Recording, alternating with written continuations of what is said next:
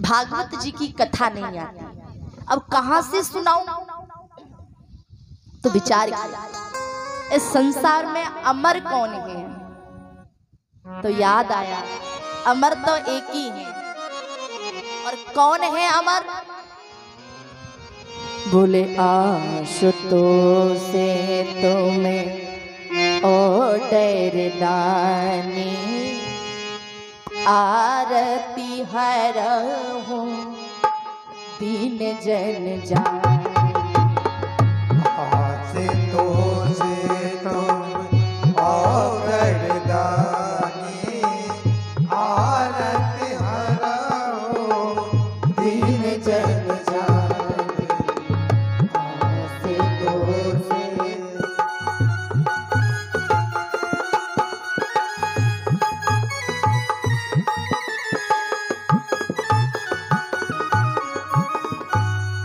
भगवान शंकर ही देवों के देव महादेव परमात्मा स्वयं प्रभु महाकाल पर विचार किया, अगर उन्हें भागवत कथा किसी और को सुनानी ही होती तो अभी तक सुना चुके होते। नारद जी तो पत्रकार है ना, विचार लगाए। और एक बात बताएं, ये जितने नेता होते हैं ना, आप जानते हो नेता किसी से नहीं डरते। नेता केवल दो लोगों से डरते हैं, या तो मीडिया वालों से डरते हैं या फिर पत्नी से डरते हैं। महाराज सिर्फ दो लोगों से। नारद जी ने विचार किया और नारद जी पहुंच गए श्री कहां? माता पार्वती के पास। और जहां माता पार्वती जी बैठी हुई थी, और माता पार्वती से जाके बोले माता जी प्रणाम। बोले खुश रहो नारद जी। अच्छा माता जी एक प्रश्न पूछूं आपसे, अगर बुरा ना मानो तो? हाँ हाँ पूछो।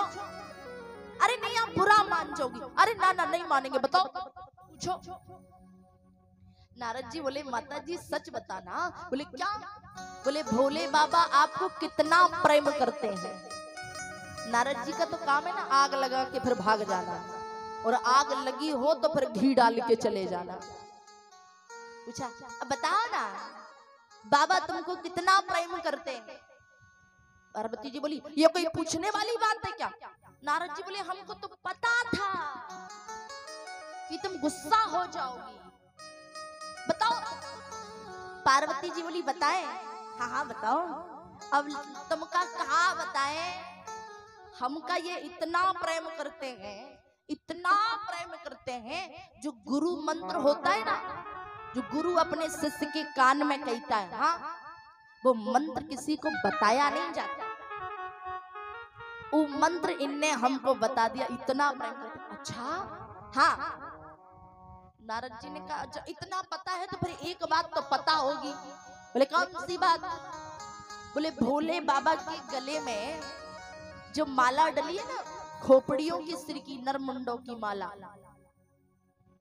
खोपड़ी समझते हो? हेड सिर। बोले जो सिर की जो माला डली हुई है वो किसके सिर है ये पता है? पार्वती जी बोली उसमें जानना क्या है, शमशान घाट में जाते रहते हैं कि जिसकी खोपड़ी पसंद आई उसकी उठा के लगा ली, और क्या? बोले ना ये जो सिर है ना बहुत महत्वपूर्ण व्यक्ति के हैं, तुमको नहीं बताया? पार्वती जी बोली बादमा की तो सारी बातें पता है, बस एक यही बात नहीं पता। नारद जी बोले अच्छा चलो अब हम जा रहे हैं। पार्वती जी बोले पहले शांति से बता के जाओ वो खोपड़ी किसके सिर की है। अब नारद जी बोले जब वो तुमसे प्रेम करते हैं तो पूछ लेना ना, बताओ। नारद जी बोले क्या बताएं पार्वती जी, वो जितने सिर लगे ना माला में, बोले हाँ। बोले जितनी बार तुम्हारा टिकट कटा है, जितनी बार तुम्हारा टिकट कटा है ना ऊपर का, उतनी बारी भोले बाबा ने उन खोपड़ियों को जोड़ जोड़ के इतनी बड़ी माला बना दी। पार्वती जी बोली मर गए। बोले हमरा इतनी बार टिकट कट गया और इनका एक बार नहीं कटा क्या? बोले उनका तो कटेगा भी नहीं। बोले क्या है? बोले इसलिए नहीं कटेगा वो अमर है। पार्वती जी बोली तो हमारा फायदा क्या है? नारद जी बोले ना, भोले बाबा एक ऐसी कथा को जानते हैं बोले कौन सी उस कथा का नाम क्या है? बोले उस कथा का नाम है श्रीमद् भागवत रूपी अमर कथा। बोले अच्छा, और उस कथा का एक नियम है, भोले बाबा जिस व्यक्ति को वो कथा सुना दे वो व्यक्ति अमर हो जाता है। अब नारद जी बोले अब तुम जानो, तुम्हारा काम जाने। और नारद जी उठ के निकलने लगे। जैसे ही निकले तो दरवाजे पर उधर से भोले बाबा आ रहे थे, इधर से नारद जी मिल गए, दोनों में टकराव हो गया। भोले बाबा इशारों में पूछ के आए, नारद जी दाल में कुछ काला लग रहा है हमें। नारद जी बोले बाबा अंदर जाके देखो, पूरी दाल ही काली मिलेगी आपको। प्रेम से बोलो जय श्री राम। अंदर जाके तो देखो। जैसे ही अंदर पहुंचे तो देखा माता पार्वती बड़े गुस्से में बैठी। जैसे ही भोले बाबा बैठे माता पार्वती ने पूछ लिया, ओ नारद जी। बोले क्या? बोले बताओ। जैसे ही भोले बाबा आए माता पार्वती ने पूछ लिया, बाबा? बोले हाँ। बोले बताओ। बोले क्या? बोले तुम्हारे सिर में जो माला डली है उसमें किसके सिर लगे हैं, वो खोपड़ी किसकी है? भोले बाबा ने सिर नीचे करके कहा, तुम्हें नहीं पता क्या? नारद जी ने बताया नहीं क्या? माता पार्वती बोली सुनिए, मेरी एक विनती है। क्या? बोले वो भगवान की जो कथा है वो आप मुझे भी सुनाने की कृपा करें। क्यों? उसका कारण है, जो कथा आपने अपने हृदय में जो दबा करके रखी है वो कथा संसार के हित के लिए। माता पार्वती विनती कर रही है भोले बाबा से, क्या? हो कथा जो सकल लोक हितकारी, सोई पूछने जय से ले कुमारी। सिया राम जय जय राम, सिया राम जय जय राम।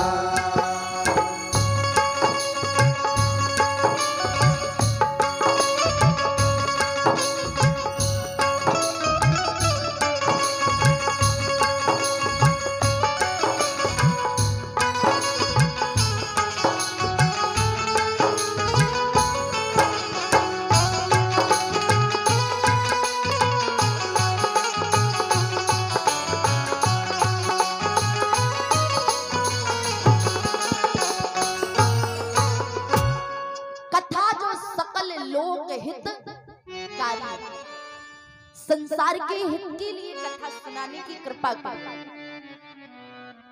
भोले बाबा लेकर के पहुंचे माता पार्वती को दंडक बन प्रभु की न सुहावन। जब दंडक बन में लेकर के जाने लगे तो श्री राधा रानी जी हैं, वो गोलोक धाम में निवास करती हैं। उनकी गोदी में एक तोता खेला करता है। उन्होंने उस तोते से कहा कि तुम जाओ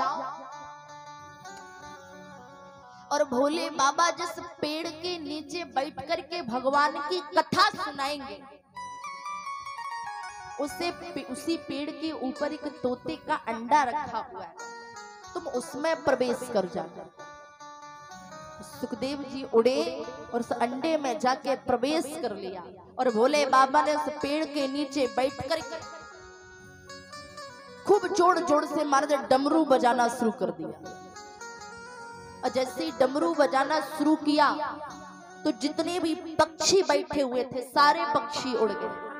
तोते के अंदर अंडे के अंदर से सुखदेव जी बोले, भोले बाबा आप डमरू तो क्या, आप तो डीजे भी बजवा लेना, हम फिर भी उड़ने वाले नहीं हैं क्योंकि हमारे पास पंखी। भोले बाबा ने कहा देखो पार्वती जी, जब मैं कथा कहता हूं ना तो मेरा एक नियम है, क्या? मैं आंखें बंद करके कथा कहता हूं। पार्वती जी बोली तुम आंखें बंद करके कहो या खोल के कहो, हमें उससे क्या लेना देना, हमें तो सुनने से मतलब है, सुनाओ। भोले बाबा बोले देखो पार्वती जी, व्यक्ति जब कथा सुनता है ना तो उससे नींद बहुत जल्दी आती है ना।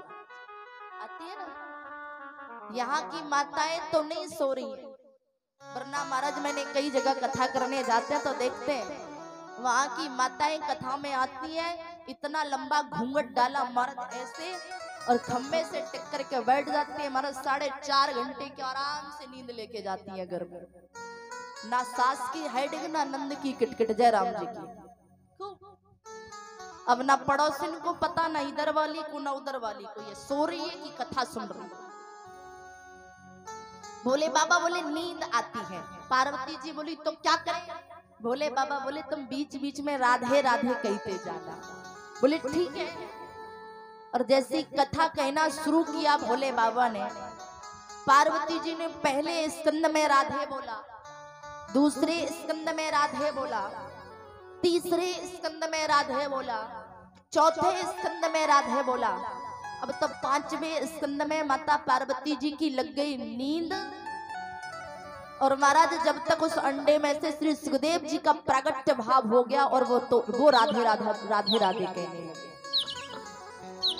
और जैसे राधे राधे कहना शुरू किया, अब जैसे भागवत कथा विश्राम होने को आई और भोले बाबा ने बड़ी तेज जयकारा लगाया, पार्वती जी की नींद खुली।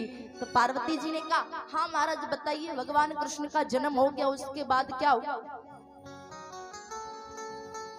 भोले बाबा बोले पार्वती जी यहाँ पूरी भागवत कथा विश्राम हो गई, तुम पूछ रही हो फिर क्या हुआ? हाँ। अब पार्वती जी बोली महाराज क्या बताएं, कथा तो सुन रहे थे पर सुनते सुनते वो नींद लग गई जरा सी। बोले बाबा बोले नींद लग गई वो ठीक है, जब तुम राधे राधे नहीं बोल रही थी तो फिर राधे राधे बोल कौन रहा था? सोचने वाला प्रश्न है, विचारणीय।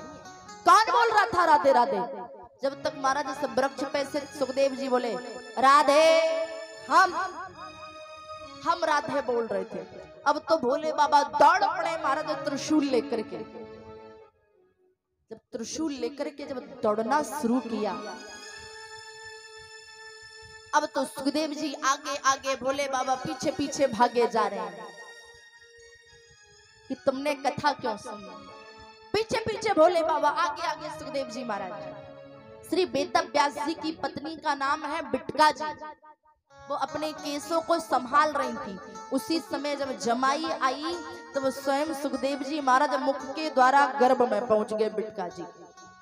अब भोले बाबा बाहर से कह रहे हैं ओ सुखदेव जी बाहर निकलो।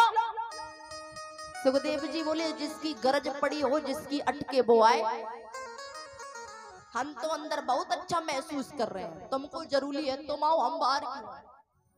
बैठ। भोले बाबा बोले सुखदेव जी तुम जानते नहीं हो मैं 1 महीने तक बैठा रहूंगा। सुखदेव जी बोले डोंट वरी, चिंता मत करो, हम 2 महीने तक अंदर रहेंगे। बोले हम 1 साल तक बैठे रहेंगे। बोले तुम 1 साल तक तो हम 2 साल तक अंदर रहेंगे। भोले बाबा बोले शायद तुम जानते नहीं हो हम जोगी हैं। हम कौन है? जोगी। और याद रखना जोगी योगी दोनों ही भारी हैं। बोले तुम जानते नहीं हो जोगी जी की हट बड़ी बुरी होती